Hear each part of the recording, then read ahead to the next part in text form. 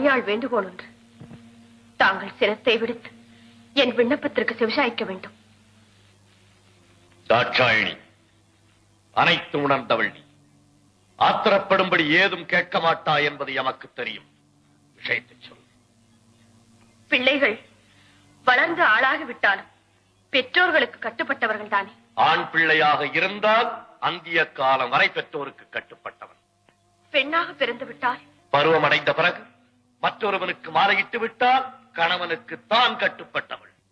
மற்றொருவருக்கு மாலையிட்ட பின் பெற்றவர்களை அந்த பெண் மறந்துவிட வேண்டியதுதானா? சுற்றி வளைத்து நீ எங்கு வருகிறாய் என்று எமக்கு புரிகிறது. சுருக்கமாக சொல். சுவாமி, கோபப்பட்டு விடாதீர்கள். மறுமுறையும் மன்றாடி கேட்டுக் கொள்கிறேன். என்ன கேட்கப் போகிறாய்? என் தந்தை தட்சன் நடத்தும் யாகத்திற்கு சென்று வர வேண்டும் என்று மனதில் தோன்றுகிறது. உத்தரவு கொடுப்பீர்களா? ஐயனே, பிறந்த வீட்டிற்கும் புகுந்த இடத்திற்கும் விரோதம் ஏற்பட்ட பிறகு பெண்ணாக பிறந்தவள் இருப்பதை விட இறப்பதே மேல். தந்தையின் பாசம் என்னையும் மீறும் அளவுக்கு வந்துவிட்டது. தவறுதான், என்னை மன்னியுங்கள். சென்று வர உத்தரவிடுங்கள். விதி உன்னிடமும் விளையாடுகிறது. சரி,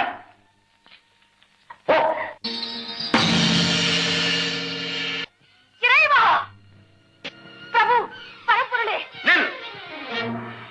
எங்கு வந்தாய்? எதற்காக வந்தாய்? எந்த முகத்தோடு என்னை பார்க்க வந்தாய்? ஐயனே, என்னை மன்னித்து விடுங்கள். பெண் புத்தி பின் புத்தி என்ற சொல்லுக்கு இலக்கணம் கண்டுவிட்டேன். பாசத்திற்காக சென்று பலனை அனுபவித்து விட்டேன். போதும், நான் பட்டது அனைத்தும் மறந்து அடியாளை ஏற்றுக்கொள்ளும். என்னோடு சேர்ந்து வாழும் பாக்கியம் இனி உனக்கு கிடையாது. சுவாமி, சோதித்தது போதும்.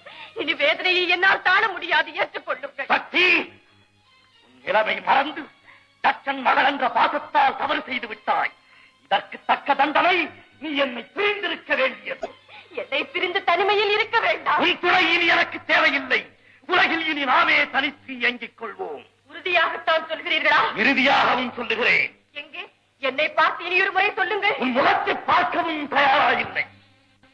ஈசனே, என் துணையின்றி உம்மால் ஒரு காலம் தனித்து இயங்க முடியாது என்பதை நன்றாக நினைவில் வைத்துக் கொள்ளும். சக்தி, ஆணவத்தால் அழியாதே. சர்வம் சிவமயம். சப்த ரிஷிகள், பூதகணங்கள் மற்றும் உங்கள் சகாக்கள் அனைவரையும் அழைத்து கேளுங்கள். சக்தி இல்லையே சிவம் இல்லை என்று தக்க பதில் கூறுவார்கள். தகாத வார்த்தைகள் பேசாதே. சிவம் தான் உலகில் சிறந்தது. இல்லை, சக்தி தான் உலகில் உயர்ந்தவள். சிவம் இல்லையே சக்தி இல்லை. சக்தி இல்லையே சிவம் இல்லை. சிவம் தான் பெரிது. சக்தி தான் பெரிது. ஆணுக்கு பெண் அடிமை. அந்த ஆணையும் பெற்றுத் தருவது பெண்மை. நீ இன்றி நான் உண்டு. நான் இன்றி நீர் இல்லை. மாயா, வரமனே, அறிந்தும் அறியாதவர் போல் எதற்காக இந்த நாடகம் ஆடுகிறேன்? சக்தி இல்லையே சிவம் இல்லை, சிவம் இல்லையே சக்தி இல்லை. இருவரும் சேர்ந்திருப்பதுதானே உலகம். இனம் தணிந்து சிவசக்தி சமேதராய் காட்சியளி.